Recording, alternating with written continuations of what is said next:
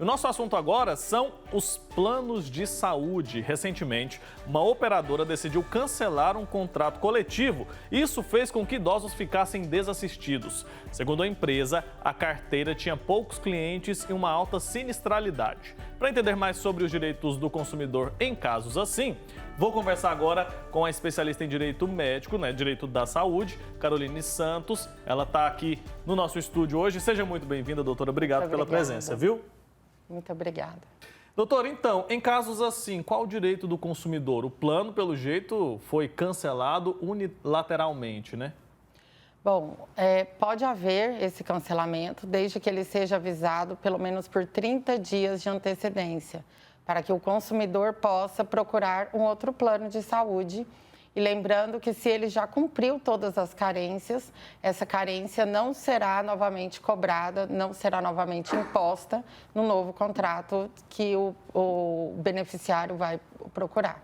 Mas e se a empresa não oferecer um novo contrato ou uma nova modalidade de plano de saúde que atenda os desejos ali, as necessidades daquele paciente? Ele tem algum direito também? Ele poderá procurar o Poder Judiciário para poder se valer dos direitos que eles têm. Mas quando nós estamos em um contrato de estabelecimento, ele não pode ser rompido se a pessoa estiver em tratamento.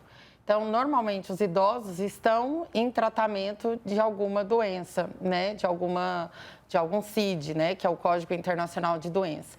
Então, o plano não pode se eximir das responsabilidades contratuais, alegando sinistralidade, alta sinistralidade. Uhum.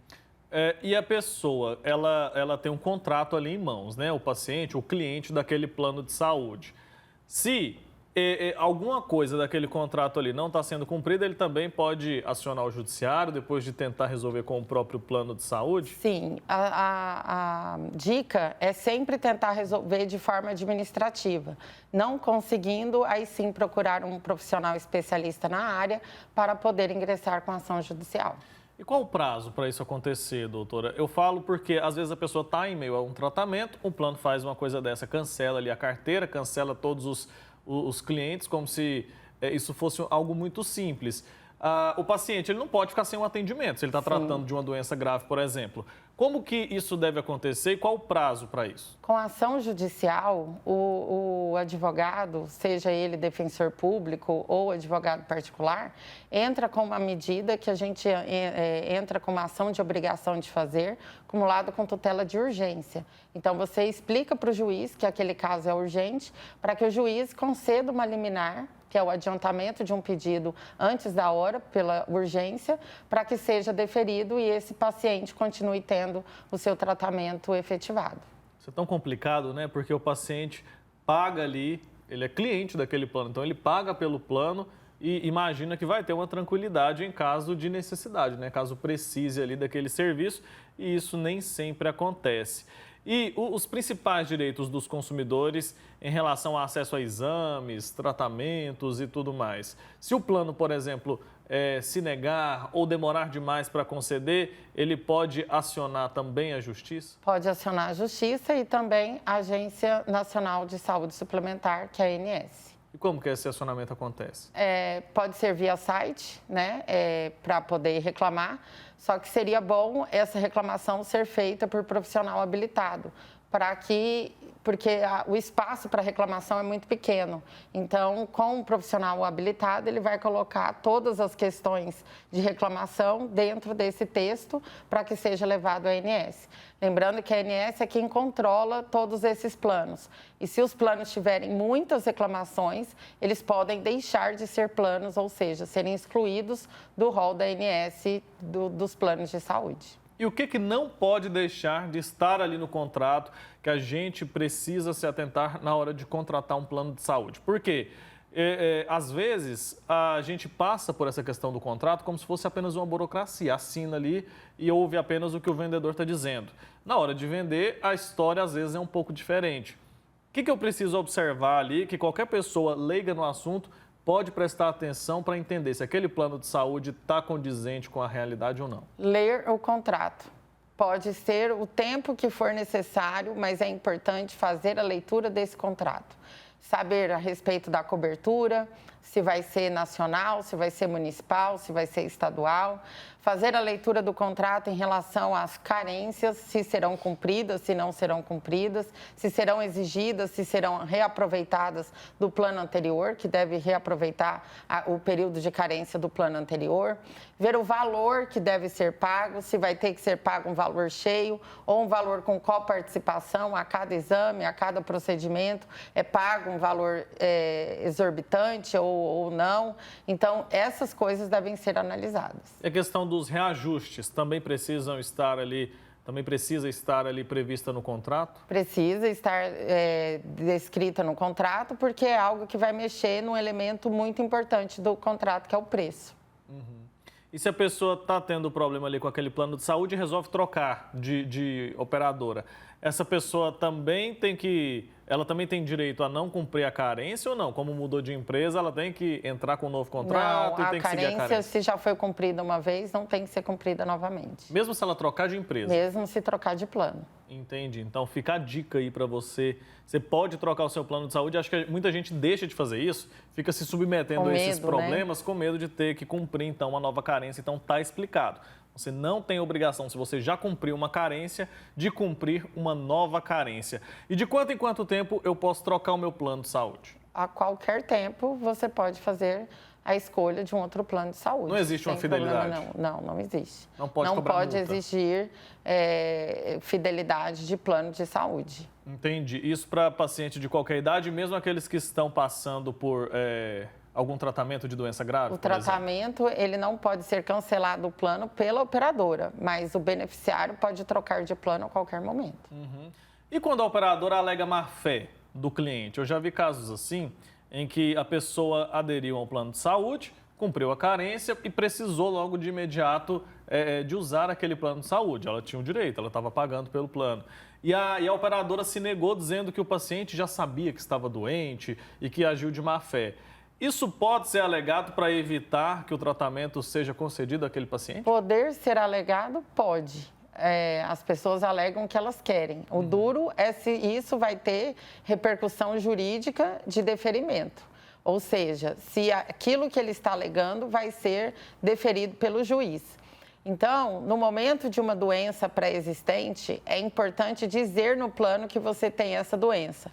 Não sendo o caso, e a carência, por exemplo, é de 1 ano, a carência é de 9 meses para determinada doença, e você descobriu que determinada doença, agora que você acaba de ter, e o tratamento é urgente, a carência é apenas de 24 horas. Entendi. Se a doença for urgente, se o tratamento for urgente, a carência é de apenas 24 horas. Para internação, de UTI, cirurgia. Se for de urgência, o prazo de carência é apenas de 24 horas. Certo. E se o plano resolver fazer essa alegação, ele precisa comprovar aquilo ali? Ele precisa comprovar. Entendi. O ônus da prova. Ainda falando sobre essa questão de emergência, eu tenho uma pergunta aqui que chegou para a gente, que diz assim, ó, em caso de atendimento de emergência, quais são os meus direitos em relação à escolha do hospital ou prestador de serviços? O plano de saúde pode impor restrições? Poder pode, no sentido de dizer que a internação deve ocorrer nos hospitais conveniados. Então, isso é importante ler no contrato também, quais são os hospitais conveniados. Isso normalmente não vai estar no contrato, vai estar num catálogo, numa cartilha do plano. É importante ver se aquilo te atende, porque senão é melhor você procurar outro plano. Então, em caso de urgência e emergência, o paciente tem que ser atendido prontamente. No hospital No hospital conveniado ao plano que atenda a urgência e emergência. Por isso que é importante ver, em caso de urgência, para onde eu tenho que ir e ele tem que ser atendido em prontidão. E mesmo em caso de urgência, se o plano que eu contratei, mesmo aquele hospital sendo conveniado daquela empresa, mas às vezes não inclui aquele hospital, o plano pode se negar a me atender nesse caso? Não. Se o plano... Se eu contratei um plano de uma operadora e eu fui no hospital que é conveniado àquela operadora, mas a operadora pode alegar, por exemplo, que o meu plano não é atendido naquele hospital em caso de emergência? Em caso de emergência, ele pode alegar isso sim, porque você tem que procurar o hospital de emergência que está conveniado ao seu plano. Certo, então fica esclarecido, por isso que a gente tem que ter conhecimento sobre isso, né? Às vezes até fazer uma listinha ali, as pessoas que às vezes não têm uma memória tão boa. Como funciona o prazo máximo de carência de um plano de saúde? A pessoa pode ter uma carência de 3 meses, 9 meses? Existe um máximo, um teto para isso? Tem, se eu não me engano, 2 anos de carência para determinados tratamentos de doenças e tal. Mas se ela for de um tratamento de urgência, nós trabalhamos para várias pessoas dessa forma e nós quebramos essa carência pelo fator urgência, do tratamento tem que ser urgente. Porque se a pessoa for esperar até 2 anos, muito dos casos, ela pode até chegar ao falecimento. Então, não faz sentido você pagar para poder aguardar. Agora, nós lutamos em prol do direito das pessoas em relação à boa-fé, em relação a uma doença que não é pré-existente. E se a doença for pré-existente e tiver urgência, é 24 horas para poder fazer o atendimento dessa pessoa. Então, os planos de saúde se unem no sentido de mitigarem o atendimento, mas o consumidor deve buscar os seus direitos para poder ter o seu bem, que é a saúde dimensionada, né, concretizada, que é o direito fundamental da saúde. E aquela história do anestesista? Muita gente vai precisar ali de um procedimento cirúrgico e o plano de saúde diz que cobre o procedimento, cobre tudo, menos o anestesista. Está Isso errado. Está previsto em alguma coisa? Está errado. Está errado, porque o plano ele tem que cumprir todas as obrigações para a realização daquele procedimento, a não ser que aquele procedimento não esteja no rol da ANS. Não é porque é comum que é certo. Então, mas todos eles fazem essa prática e isso, muita gente deixa isso como se fosse natural. Eu já fiz diversas cirurgias e em todas as cirurgias os anestesistas estavam inclusos. Estavam inclusos. Tá certo, então fica mais esse ensinamento, esse alerta aí. A gente vê isso acontecer com muita frequência, a pessoa tem que desembolsar ali de imediato, o que não faz sentido também, porque o anestesista faz parte, não tem como fazer a operação sem o anestesista. E se a pessoa fizer o tratamento particular, tendo o plano de saúde, ela pode pedir a restituição ao plano, tanto via administrativa quanto via judicial. Isso é muito comum. E quando buscar a ajuda de um profissional ali, de um advogado especialista em direito de saúde? Quando os seus direitos não estão sendo atendidos. Você quer marcar um exame, só tem para daqui 8 meses. Você quer marcar uma cirurgia, só tem para daqui 1 ano. Quando você quer um médico e o médico não está mais no plano.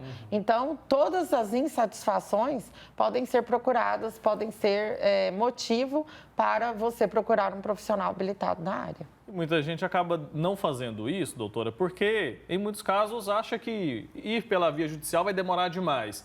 Isso costuma ser rápido? Como que deve essa questão do prazo? Se for uma tutela de urgência, a liminar sendo deferida, no prazo de até 5 dias, né? Às vezes sai antes, às vezes sai em 2 horas, em 3 horas, depende do caso e da urgência que isso vai acontecer. Lembrando que poucas pessoas sabem que o judiciário não fecha.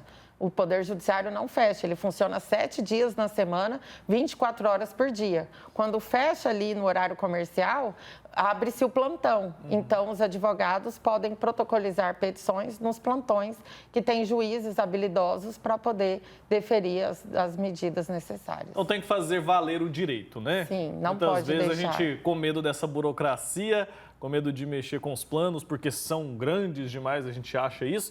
E a gente acaba deixando de lado os nossos direitos. Doutora, muito obrigado, viu? Muito obrigada, estou sempre à disposição. A gente agradece, até a próxima oportunidade. Obrigada.